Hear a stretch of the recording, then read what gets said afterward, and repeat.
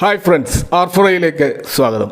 Stock മാർക്കറ്റിൻ്റെ ദിവസേനയുള്ള ഒരു performance നോക്കുമ്പോൾ നമ്മൾ പൊതുവേ നോക്കാറുള്ളത് നിഫ്റ്റി 50യുടെ ആ ഒരു പ്രകടനം എങ്ങനെയുണ്ട് എന്നുള്ളതാണ്. അപ്പോൾ അതൊരു സൂചികയാണ്. ഇതേപോലെ തന്നെ സ്റ്റോക്കുകളിലുള്ള അഡ്വാൻസ് ഡിക്ലൈൻ റേഷ്യോ, അതുപോലെ ഗിഫ്റ്റ് നിഫ്റ്റിയുടെ പ്രകടനം, അതല്ലെങ്കിൽ ഫ്യൂച്ചർ ആൻഡ് ഓപ്ഷൻസിൽ മാർക്കറ്റിൽ കാണുന്ന ഓപ്പൺ ഇൻട്രസ്റ്റുകൾ, അതുപോലെ ഗ്ലോബൽ ഇൻഡെക്സുകൾ എങ്ങനെയൊക്കെ പെർഫോം ചെയ്യുന്നു, ഇത്തരം കാര്യങ്ങളൊക്കെ പൊതുവേ നമ്മൾ പരിശോധിക്കാറുണ്ട്.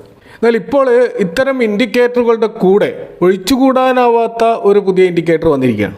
അതിനെ നമുക്ക് വേണമെങ്കിൽ ട്രംപ് ഇൻഡിക്കേറ്റർ എന്ന് പറയാം. അതായത് താരിഫ് റിലേറ്റഡ് ആയതോ അല്ലെങ്കിൽ മറ്റ് ഗ്ലോബൽ എക്കണോമിക് ഇമ്പാക്റ്റ് ഉണ്ടാക്കുന്നതുമായിട്ടുള്ള പ്രസ്താവനകൾ ഇടയ്ക്കിടയ്ക്ക് നടത്തിക്കൊണ്ടിരിക്കുന്ന ഒരു സ്വഭാവം ഈ ട്രംപിനുള്ളത് കൊണ്ട് തന്നെ അത് മാർക്കറ്റിൽ വലിയ വോളറ്റിലിറ്റി ഇടയ്ക്കിടയ്ക്ക് സൃഷ്ടിക്കാറുണ്ട്. കാരണം ട്രംപ് എന്ന വ്യക്തിയേക്കാൾ ഉപരി അദ്ദേഹം അമേരിക്ക പോലെയുള്ള ലോകത്തിലെ ഏറ്റവും ശക്തമായ എക്കണോമിയുടെ ഒരു പ്രസിഡന്റാണ്. സ്വാഭാവികമായിട്ടും ട്രംപിൻ്റെ ഓരോ പുതിയ പ്രസ്താവനകളും അതെങ്ങനെയാണ് മാർക്കറ്റിൽ എഫക്റ്റ് ചെയ്യുന്നതെന്ന് നമുക്ക് ദിവസവും പരിശോധിക്കേണ്ടി വരികയാണ്. ഇന്ന് നമുക്ക് കാണാൻ പറ്റും മാർക്കറ്റിൽ ഒരുവിധം എല്ലാ സെക്ടറുകളും പോസിറ്റീവിൽ ക്ലോസ് ചെയ്തപ്പോൾ ഓട്ടോ സെക്ടർ നെഗറ്റീവിൽ ക്ലോസ് ചെയ്തിട്ട് കാണാം. ഇവിടെയാണ് നേരത്തെ പറഞ്ഞിട്ടുള്ള ട്രംപിൻ്റെ ഒരു പ്രസ്താവനയാണ് അതിന് കാരണമായിട്ടുള്ളത്.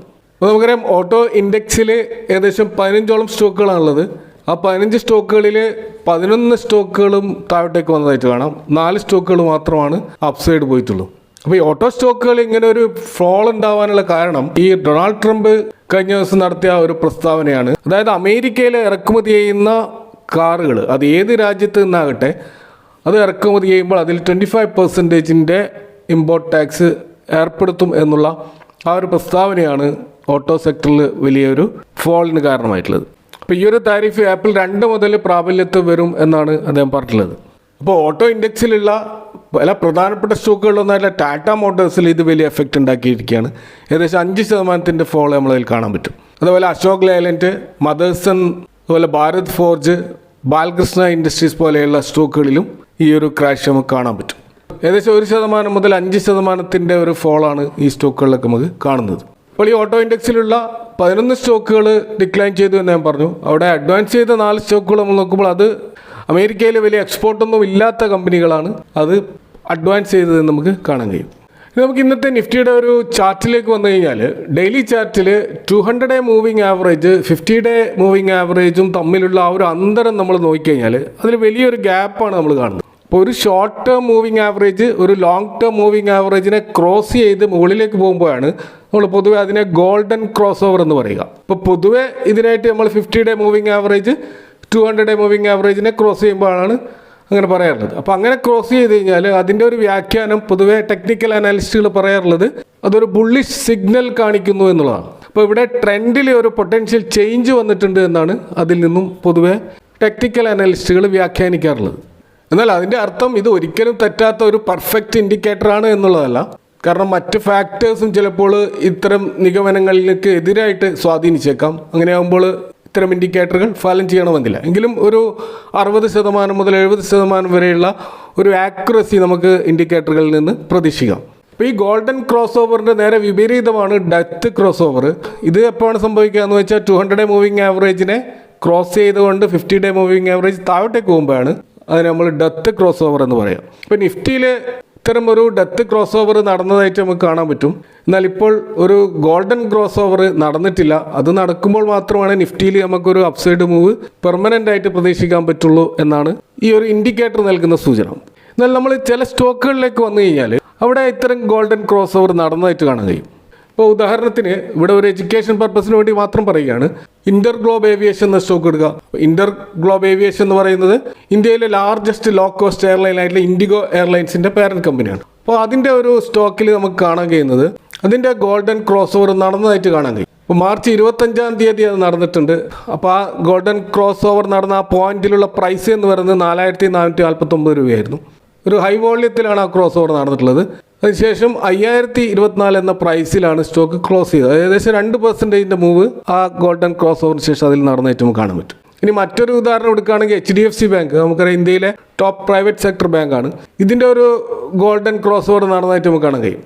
കാരണം 25-ാം തീയതി 1700 എന്നുള്ള ഒരു പ്രൈസിൻ്റെ ആ ഒരു പോയിന്റിലാണ് ഗോൾഡൻ ക്രോസ് ഓവർ നടന്നത്. അതിനുശേഷം 1803 സ്റ്റോക്കിൻ്റെ പ്രൈസ് എത്തിയതായിട്ട് നമുക്ക് കാണാൻ പറ്റും. അപ്പോൾ ആ വലിയ വോളത്തിലാണ് അത് നടന്നിട്ടുള്ളത് എന്നും കൂടി നമ്മൾ മനസ്സിലാക്കാം. അപ്പോൾ ഏകദേശം ഒരു 1.41% ഒരു അപ്സൈഡ് മൂവ് അതിനുശേഷം നടന്നതായിട്ട് നമുക്ക് കാണാൻ കഴിയും. ഇനി മറ്റൊരു ഉദാഹരണത്തിന് നോക്കുകയാണെങ്കിൽ ഗ്ലോബൽ ഹെൽത്ത് ലിമിറ്റഡ് എന്ന് പറയുന്ന സ്റ്റോക്ക് നമ്മൾ നോക്കുകയാണെങ്കിൽ ഈ സ്റ്റോക്ക് നമുക്കറിയാം ഇതൊരു മൾട്ടി സ്പെഷ്യാലിറ്റി ഹോസ്പിറ്റൽ ഗ്രൂപ്പാണ്.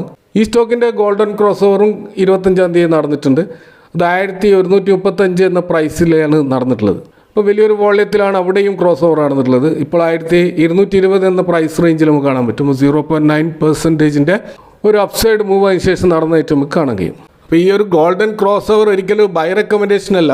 നമ്മൾ മറ്റ് ഫണ്ടമെൻ്റൽ പാരാമീറ്റേഴ്സ് പരിഗണിച്ചുകൊണ്ട് മാത്രമേ ഇൻവെസ്റ്റ്മെൻറ്റ് ഡിസിഷൻ എടുക്കാൻ പാടുള്ളൂ. അപ്പോൾ ഇവിടെ ഒരു സ്റ്റോക്കിൽ ടെക്നിക്കലി ഒരു ബുള്ളിഷ് സിഗ്നൽ കാണുന്നുണ്ട് എന്ന് മാത്രമാണ് അതിൽ നിന്നും മനസ്സിലാക്കാൻ കഴിയുള്ളൂ. അതിൻ്റെ അർത്ഥം അത് സ്റ്റോക്ക് ഫണ്ടമെൻ്റലി സ്ട്രോങ് ആണ് എന്ന് അർത്ഥം ഇല്ല. അതുകൊണ്ട് തന്നെ ഫണ്ടമെൻ്റൽ തീർച്ചയായിട്ടും കാര്യമായിട്ട് നമ്മൾ പരിശോധിക്കേണ്ടതുണ്ട്, പ്രത്യേകിച്ച് ഒരു ലോങ് ടേം ഇൻവെസ്റ്റർ ആണെങ്കിൽ. മറ്റൊരു പ്രധാനപ്പെട്ട കാര്യം നമ്മൾ മാർക്കറ്റിൽ കാണേണ്ടത് ഇന്ത്യ പല ചൈനീസ് പ്രൊഡക്റ്റുകൾക്കും, ചൈനീസ് മാത്രമല്ല തായ്ലാൻഡ്, മലേഷ്യ, കൊറിയ പോലെയുള്ള പല രാജ്യങ്ങളിലുള്ള പല പ്രൊഡക്റ്റുകൾക്കും ആൻറ്റി ഡംപിങ് ഡ്യൂട്ടി ഏർപ്പെടുത്തിയായിട്ട് കാണും. അപ്പോൾ ഇത് തീർച്ചയായിട്ടും ഇന്ത്യയിലുള്ള ചില സ്റ്റോക്കുകൾക്ക് അവസരങ്ങൾ ഉണ്ടാക്കിയിട്ടുണ്ട്. അപ്പോൾ ആൻറ്റി ഡംപിങ് ഡ്യൂട്ടി എന്ന് പറയുന്നത് ഏതെങ്കിലും ഒരു രാജ്യം വേറെ രാജ്യത്ത് ആ രാജ്യത്തെ മാർക്കറ്റ് വിലയിൽ താഴെ ചീപ്പ് റേറ്റിൽ ചില പ്രൊഡക്റ്റുകൾ വിൽക്കുമ്പോൾ ഇറക്കുമതി ചെയ്യപ്പെടുന്ന രാജ്യത്തിൻ്റെ ഒരു മാനുഫാക്ചറിങ് സെഗ്മെൻറ്റ് അല്ലെങ്കിൽ അവരുടെ ഇൻഡസ്ട്രിയിൽ അത് വലിയ ഇമ്പാക്റ്റ് ഉണ്ടാക്കുന്നുണ്ട്. അപ്പോൾ സ്വാഭാവികമായിട്ടും അവരുടെ ഇൻഡസ്ട്രി അത് തളർത്തും. അപ്പോൾ അത്തരം സാഹചര്യങ്ങൾ ഒഴിവാക്കാൻ വേണ്ടിയിട്ട് ആ രാജ്യത്തെ ഗവൺമെൻറ്റുകൾ ഒരു അഡീഷണൽ ഡ്യൂട്ടി ഇത്തരം പ്രൊഡക്റ്റുകളിൽ ഏർപ്പെടുത്തും. ഇതിനെയാണ് നമ്മൾ ആൻറ്റി ഡംപിങ് ഡ്യൂട്ടി എന്ന് പറയുന്നത്. അപ്പോൾ ആ നികുതി വരുന്നതോടുകൂടി ആ ഇറക്കുമതി ചെയ്യപ്പെടുന്ന പ്രൊഡക്റ്റിൻ്റെ പ്രൈസ് ഏകദേശം നിലവിൽ ആ രാജ്യത്തുള്ള മാർക്കറ്റ് പ്രൈസിൻ്റെ ഒരേപോലെ ആവാനുള്ള സാധ്യതയുണ്ട്. അപ്പോൾ അതുകൊണ്ട് തന്നെ ആ ഇറക്കുമതി വലിയ തോതിൽ പ്രോത്സാഹിപ്പിക്കപ്പെടാതെ പോവുകയും ചെയ്യും. അപ്പോൾ ഇങ്ങനെ ഇപ്പോൾ ഇന്ത്യ ആൻറ്റി ഡംപിങ് ഡ്യൂട്ടി ഏർപ്പെടുത്തിയ ചില പ്രൊഡക്റ്റുകൾ നമുക്ക് കാണാൻ പറ്റും. അത് ഈ മാർച്ച് 2025 നിലവിലുള്ള ഇന്ത്യയുടെ മാർക്കറ്റ് പ്രൈസിലും താഴെ ചീപ്പ് വിലയിൽ വിറ്റ സാധനങ്ങളാണ് ഇത്തരത്തിലുള്ള ഡ്യൂട്ടി ഏർപ്പെടുത്തിയിട്ടുള്ളത്. അതിൽ ഒന്ന് നമ്മൾ കാണുന്ന സോഫ്റ്റ് ഫെറൈറ്റ് കോർസ് എന്ന് പറയുന്ന മെറ്റീരിയൽസിന്, ഇത് ഇലക്ട്രിക് ട്രാൻസ്ഫോമറുകളിൽ ഉപയോഗിക്കുന്ന വൈൻഡിങ് മെറ്റീരിയൽസിൽ ഉപയോഗിക്കുന്ന ഒരു റോ മെറ്റീരിയലാണ്.